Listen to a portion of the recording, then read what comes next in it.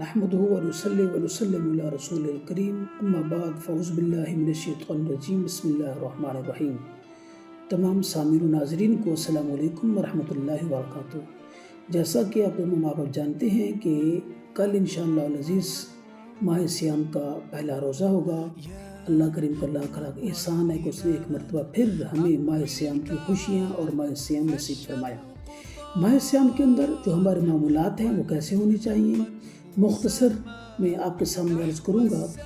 ماہ سیام کے اندر معمولات نبوی صلی اللہ علیہ وآلہ وسلم کیا ہوا کرتے تھے۔ سب سے پہلے سیام رمضان، آقا کریم علیہ الصلوۃ والتسلیم اس ماہ مقدس کے روزے رکھا کرتے تھے۔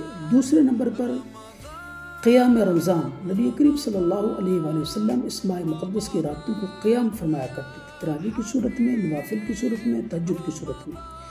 تیسرے نمبر پر اعتکاف رمضان، نبی کریم صلی اللہ علیہ وآلہ وسلم اس ماہ مقدس کا اعتکاف فرمایا کرتے تھے۔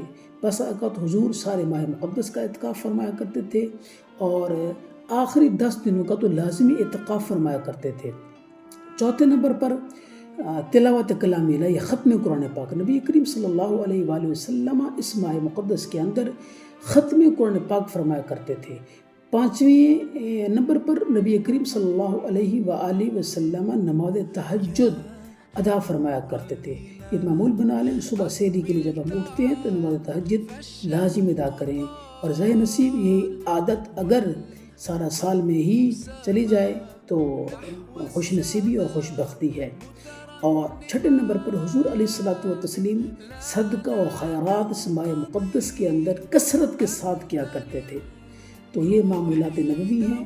آپ اور میں ہم سب کوشش کریں کہ ان معمولات کو اپنے لازم و ملزوم کر لیں، اپنے اوپر لازم کر لیں، ان معمولات پر عمل کریں۔ اللہ کریم آپ کا، ہم سب کا حامی و ناصر ہو۔ جزاکم اللہ خیرا۔